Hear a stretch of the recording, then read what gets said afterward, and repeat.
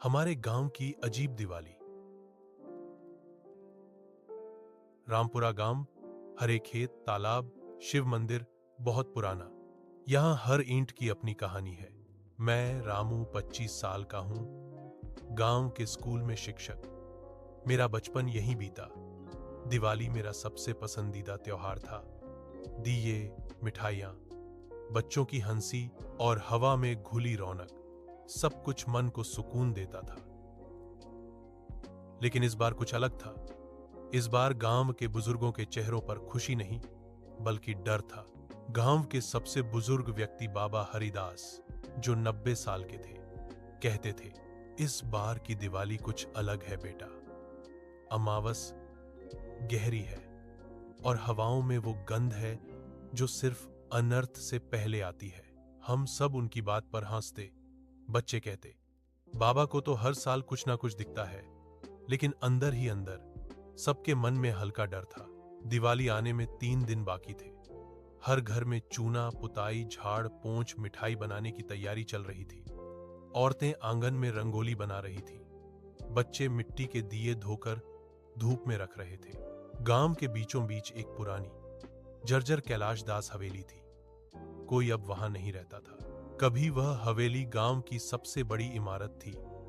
संगमरमर के फर्श, पीतल के दरवाजे और ऊपर मंदिर जैसा गुंबद। लेकिन आज वहां केवल जाले, धूल और डर था। लोग कहते थे, 50 साल पहले दिवाली की रात उस हवेली में भयानक आग लगी थी। उस आग में कैलाश दास, उनकी पत्नी गौरी देवी और उनके 3 बच्चे मारे गए थे। कोई नहीं जानता आग कैसे लगी। कुछ कहते थे दिया गिरा था, कुछ कहते थे हवेली की नौकरानी ने बदला लिया। पर बाबा हरिदास कहते थे, वो आग नहीं थी, वो श्राप था। दिवाली से पहले शाम मंदिर में बाबा दीपक जला रहे थे। उन्होंने धीमी आवाज में कहा, रामू, कैलाश दास की आत्मा शांत नहीं हुई। उस रात हवेली में एक दिया था जो कभी बुझना नहीं चाहिए था। लेकिन उस रात वो दिया बुझ गया और तब से हर 20वें साल जब वही अमावस आती है, वो आत्मा जाग जाती है। मैंने कहा, पर बाबा, अब तो 50 साल हो गए। बाबा बोले, इस बार की अमावस वही है, वही ग्रह योग, वही रात।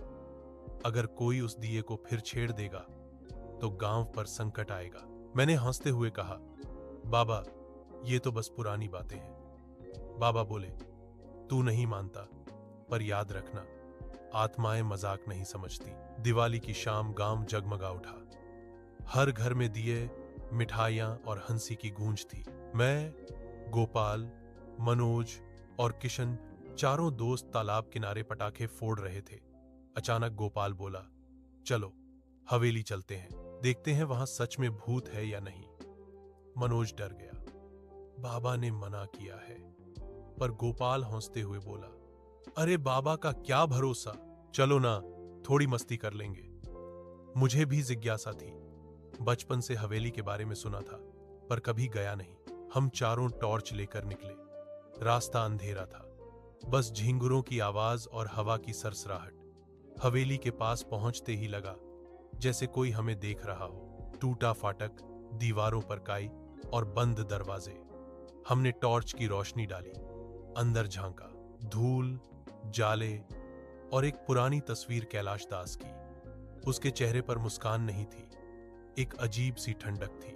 गोपाल ने हंसते हुए कहा, देखो तो, ये तो डरावना म्यूजियम है।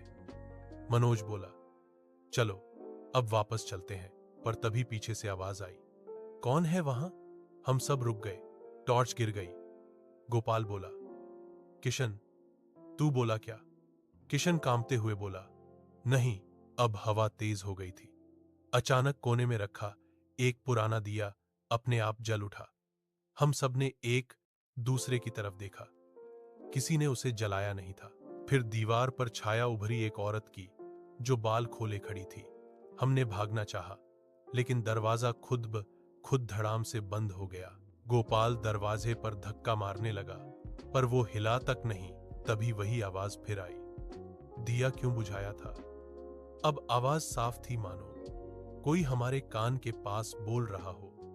हम चीख उठे, दीवार पर टंगी तस्वीर गिर गई और शीशा चकनाचूर हो गया। तस्वीर में अब कैलाश दास का चेहरा गायब था। गोपाल बेहोश होने लगा, मनोज रोने लगा। मैंने हिम्मत करके कहा, हमने कुछ नहीं किया, हमें माफ कर दो। तभी हवा का झोंका चला और दिया बुझ गया। अंधेरा छा गया। उस पल मुझे लगा कि कोई हमारे चारों तरफ घूम रहा है। एक ठंडी सांस मेरे गले के पास महसूस हुई। फिर दरवाजा अपने आप खुल गया।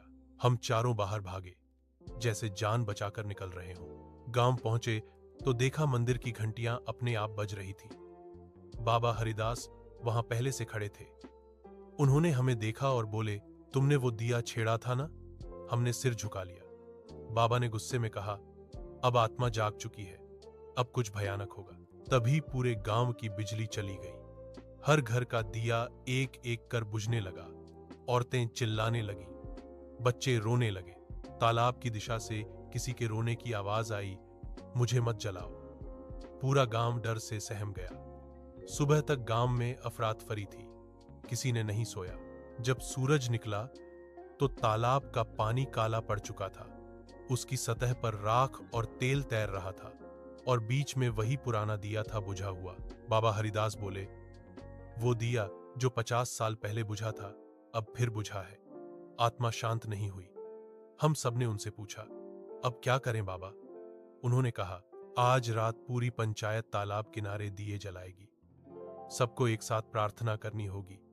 शाम को पूरा गांव तालाब के किनारे जमा हुआ। बाबा हरिदास ने पुरानी कथा सुनाई। कैलाश दास बहुत अमीर था, लेकिन लालची भी। उसने एक गरीब नौकर की जमीन हड़प ली थी। नौकर की पत्नी ने आत्मदाह कर लिया और मरने से पहले हवेली को श्राप दिया, तेरी दौलत तुझे ही जलाएगी। उसी रात कैलाश दास की हवेली में आग लगी। वो आग किसी तेल के दिए से नहीं, बल्कि उस स्त्री की आत्मा के क्रोध से लगी थी। तब से उसकी आत्मा हर 20वें साल अमावस की रात दिया मांगती है। बाबा ने हम चारों की तरफ देखा। तुम लोगों ने उस दिए को छेड़ दिया, इसलिए आत्मा फिर भटकी। हम सब डर के मारे रो पड़े। बाबा बोले, अब आत्मा को मुक्त करना होगा।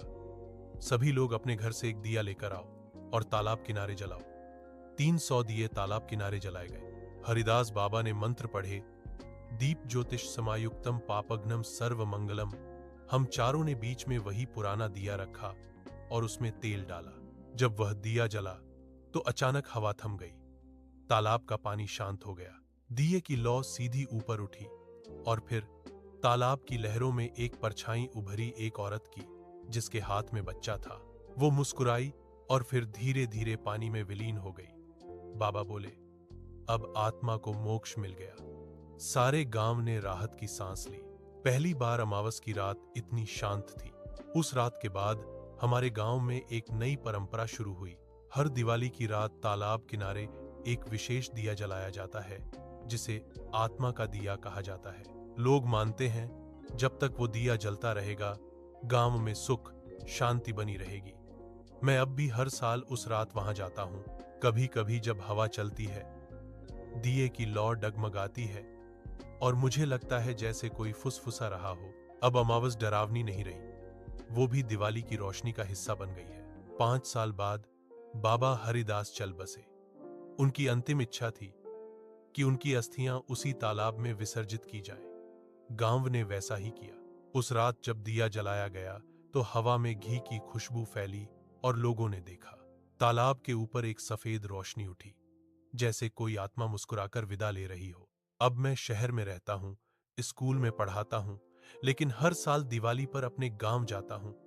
तालाब के किनारे बैठकर उस दिए को जलते देखता हूं। कभी कभी बच्चों को वो पूरी कहानी सुनाता हूं, कैसे एक छोटी सी गलती ने पूरे गांव को डर में डाल दिया था और कैसे मिल जुलकर सबने उस आत्मा को शांति दी। मैं हमेशा कहता हूं, दिवाली सिर्फ घरों को नहीं, आत्माओं को भी रोशन करती है। जो बीते हुए का सम्मान करता है, उसी के जीवन में असली उजाला आता है। कहानी से सीख, हर परंपरा के पीछे कोई न कोई कारण होता है। अंधविश्वास और श्रद्धा में फर्क समझना जरूरी है। दिवाली का असली अर्थ सिर्फ दिए जलाना नहीं, बल्कि मन के अंधकार को मिटाना है। और सबसे बड़ी बात, आत्माओं को भी इंसान की तरह सम्मान चाहिए। ऐसी और रोचक और प्रेरणादायक कहानियों के लिए चैनल को सब्सक्राइब करें।